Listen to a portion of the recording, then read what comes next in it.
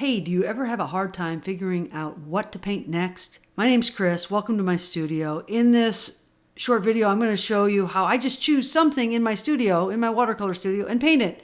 It's one way that I unblock and get painting and stop thinking about the next masterpiece and just paint something that's right in front of me. Let's get started.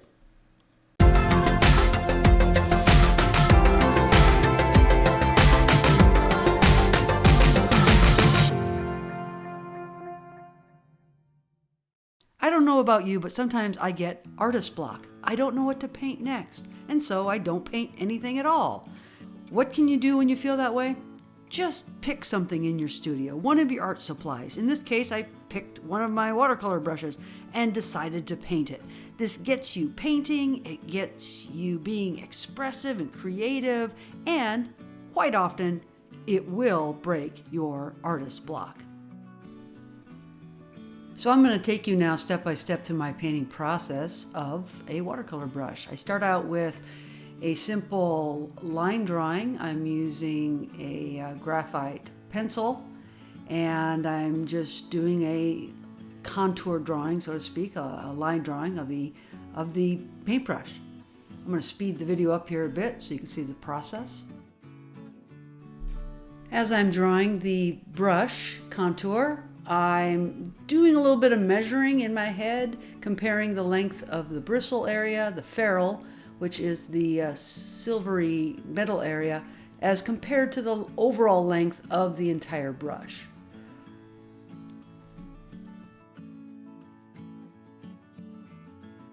Okay, now I'm happy with the drawing, and so I start mixing up a little bit of my paint. I'm going to start with the lightest color, which is going to be the yellowish color of the ferrule. The ferrule is the metal part of the brush below the handle, but above the bristles of the brush. And there's a little bit of a yellow tone to that, or a goldish tone. I'm using, I believe that's nickel quinacridone gold. As I paint that area, it's important that I retain the highlights. There is light that's reflecting off the ferrule, and it needs to be white in that area, so you can see how I'm retaining those white areas. Next, I mix up a little bit of my burnt sienna with some ultramarine blue to create a neutral tone, and I add that neutral tone gray to the top side of the ferrule. I come back with a little bit more ultramarine blue because I see a little bit of blue in the bristles of the brush, and so I want to put that down there so I can kind of have a blue undertone in the brush, especially at the tip. Then I come back with my indigo, and starting at the ferrule, or what's called the heel of the brush bristles, the part of the bristles that are closest to the ferrule, I start in with my indigo and just work into the area that's already wet at the tip of the brush, and just add that in so it starts to blend nicely.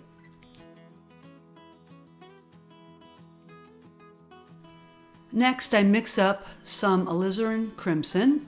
Again, there's a little bit of a red tone in the wooden handle of the brush, and I want to capture that red. I want that red to shine through, because later I'm going to put in my burnt sienna color over that, and so it will ultimately be more of a brown color, but there's quite a bit of red background tone in that brown area, so I decided to put the red down first.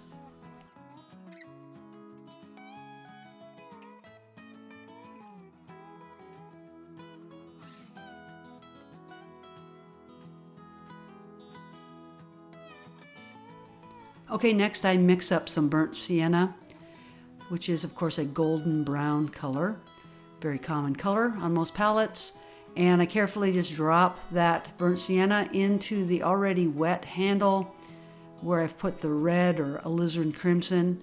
And now, because it's wet, I'm going wet on wet, that burnt sienna just blends real naturally and beautifully right into the red color.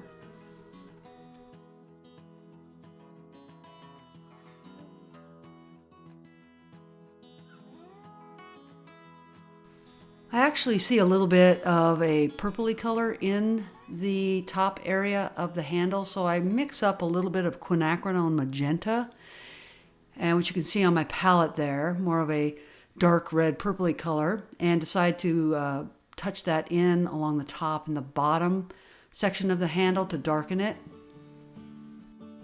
Next, I come back with a darker application of indigo. Indigo is a real common color, or color I like to use a lot. It is a neutral color, a gray. It can be almost black if you put it on really thick, but it's got a bluish tone to it.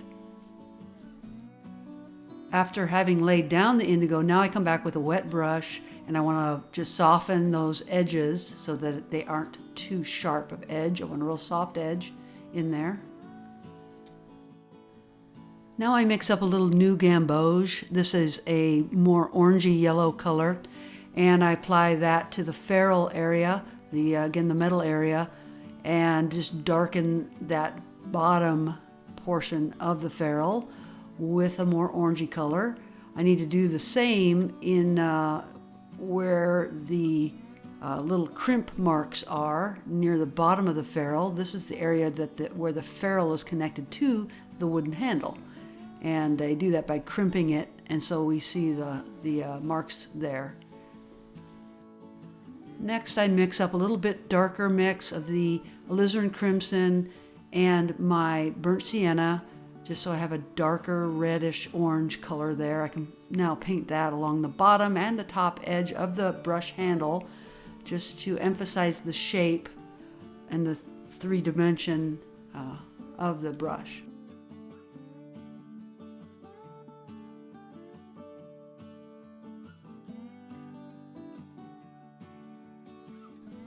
Next, I clean all the pigment off my brush, so I have a fairly dry brush, and I'm just going to now do what's called lifting, where you can come back again with a dry brush with no pigment on it and lift up the wet paint that's on the paper. And you can see now by doing that, I can really emphasize that shininess along the top of the handle.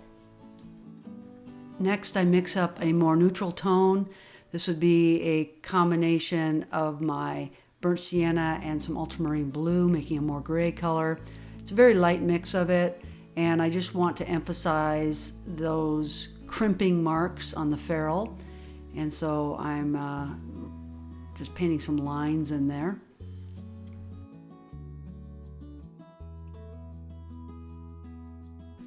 Okay, next I want to paint a shadow. It's always important to put a shadow, cast shadow for your objects in your painting. This really helps to get a sense of your subject's setting and their placement in space and time, so to speak, when you can see a cast shadow of that object. So I'm taking some of the burnt sienna mixture here, actually mixed with a little burnt umber, which is a more brown color, and I place that along the bottom edge of the brush. Then I come back with a wet brush and soften those that pigment so that it's not such a hard edge, because as with all cast shadows, the shadow is really strong, really close to the object, and then the further away from the object you go, of course, the more diffuse that cast shadow becomes. And so just by putting some water and pulling away on that color and kind of drawing it down away from the object, it becomes more soft and diffuse. Next, I mix in a little bit of ultramarine blue into that same mixture that I already had, and that just gives a little bit more of a cool tone to the shadow area. And I just go ahead back in and add some more to the shadow I've already put down. So now this is wet on wet.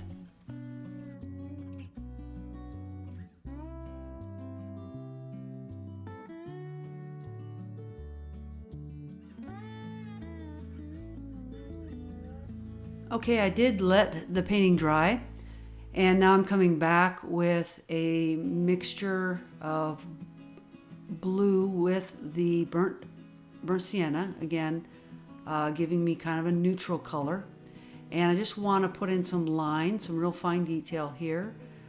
in the shadow and reflections that are in the ferrule of the brush.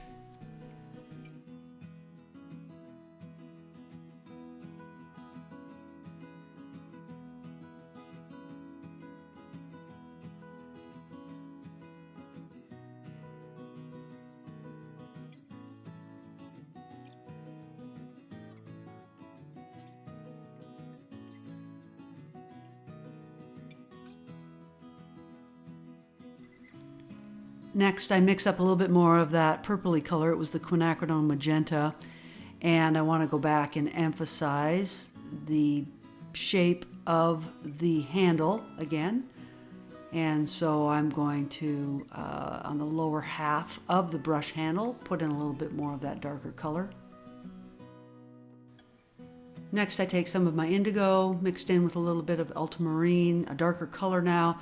I really want to move into some of the details along the edge of the ferrule, a real dark detail line there as well. I'm going to take some of that bluish indigo and go right along the bottom edge of the brush handle to really define it and delineate it against the shadow area that's along the bottom.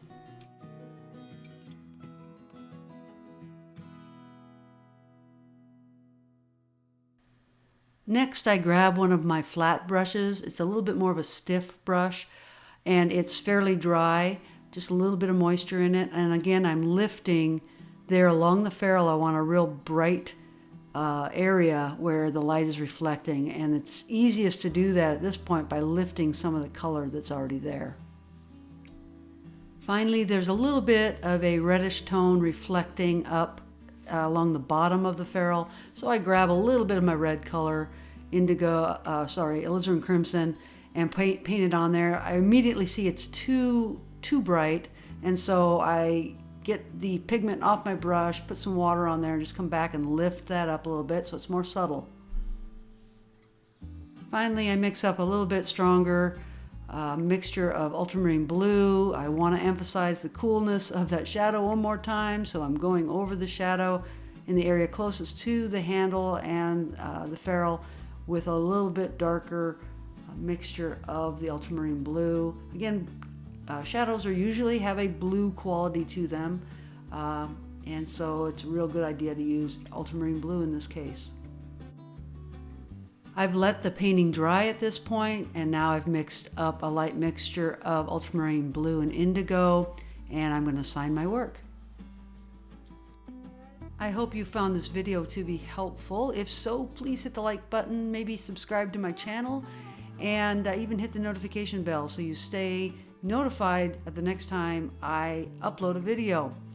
Again, if you are struggling with artist block, just select something out of your studio, something in your house, something in your normal surroundings, and just paint it. Don't worry about creating a masterpiece. It's just about getting creative, getting lots of experience painting, what we call a lot of brush miles as you paint. And when you do that, you're going to improve and you're going to get inspired.